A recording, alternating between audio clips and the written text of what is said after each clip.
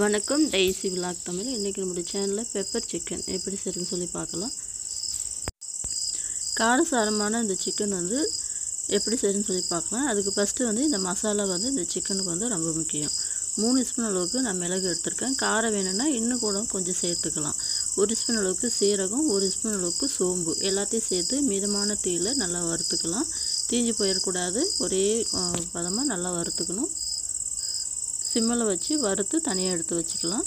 அதே கடாயில் நான் ஒரு 50 ml அளவுக்கு நல்லெண்ணெய் இல்லைன்னா நம்ம ரெகுலராக யூஸ் பண்ணுற குக்கிங் ஆயில் சேர்த்துக்கலாம். சீரகம் சேர்த்துக்கலாம். 1 ஸ்பூன் அளவுக்கு சோம்பு போட்டுக்கலாம். நான் கிட்டத்தட்ட ஒரு 10லேருந்து 15 பல் பூண்டு போட்டிருக்கேன். பூண்டு எல்லாத்தையும் போட்டு நல்லா வதங்கட்டும். நல்லா வதங்கின பிறகு பெரிய சைஸ் வெங்காயம் 2 வெங்காயம் கட் பண்ணி நல்லா மெலிசாக கட் பண்ணி எண்ணெயிலே நல்லா வதக்கிக்கணும்.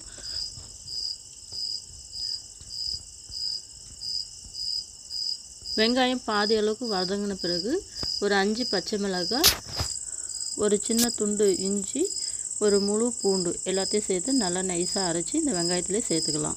வெங்காயம் ஒரு கண்ணாடி பதம் இருக்கிறப்ப சேர்த்திக்கணும். அப்போ தான் இஞ்சி பூண்டு அடி பிடிக்காது. எல்லாத்தையும் சேர்த்து நல்லா வதக்கிட்டு ஒரு 1/4 டீஸ்பூன் அளவுக்கு மஞ்சள் போட்டுக்கலாம்.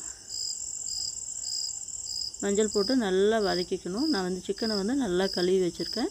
இப்போ வதங்கின மசாலாவில் இந்த சிக்கன் இதிலே சேர்த்துக்கலாம்.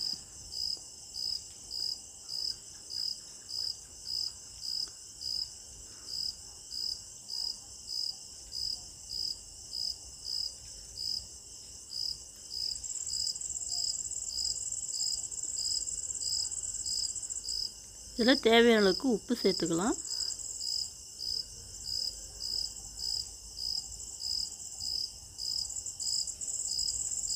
இந்த உப்பு சேர்த்து வதக்கிறப்ப நல்லா அந்த கறியில் இருக்கிற தண்ணிலாம் இன்னும் நல்லா வெளியே வரும்.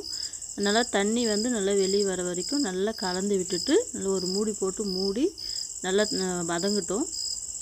ஃபஸ்ட்டு எடுத்த உடனே தண்ணி ஊற்றக்கூடாது. இப்போ எல்லாத்தையும் நல்லா கலந்து விட்டுட்டோம். இப்போ ஒரு மூடி போட்டு மூடிக்கலாம்.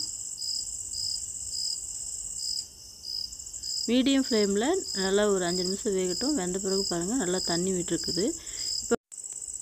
சிக்கனை நல்லா கலந்து விட்டுட்டு கறி நல்லா மூழ்கிற அளவுக்கு தண்ணி விட்டுக்கலாம். கறி நல்லா வேகட்டும்.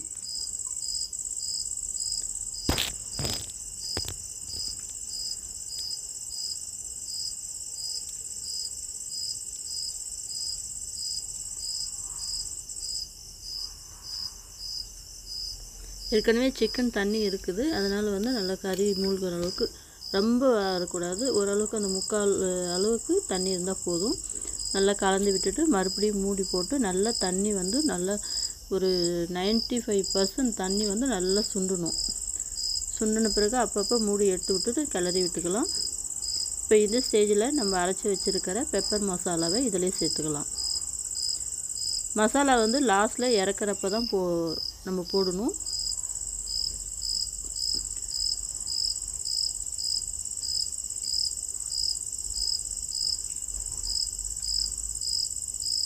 எல்லாத்தையும் சேர்த்து கலந்து விட்டுட்டோம். நல்லா ஃப்ரெஷ்ஷான கருவேப்பிலை இதிலே போட்டு நல்லா கலந்து விட்டுக்கலாம். லாஸ்ட்டில் பச்சை கருவேப்பிலை போட்டோமா நல்லா அது வதங்குறப்ப அதனுடைய ஃப்ளேவரே நல்லாயிருக்கும். இதில் தேவைன்னா லெமன் ஒரு அரை லெமன் நல்லா பிழிஞ்சு விட்டுக்கலாம். நல்லா கலந்து விட்டுட்டு அந்த தண்ணியில் நல்லா சுண்டி வந்த பிறகு நம்ம பெப்பர் சிக்கன் ரெடி ஆயிடுச்சு. இந்த ரெசிபி உங்களுக்கு பிடிச்சிருந்தா என்னோடய சேனலுக்கு லைக் பண்ணுங்கள், ஷேர் பண்ணுங்கள். டெய்ஸி விலாக் தமிழுக்கு சப்ஸ்கிரைப் பண்ணுங்கள். மீண்டும்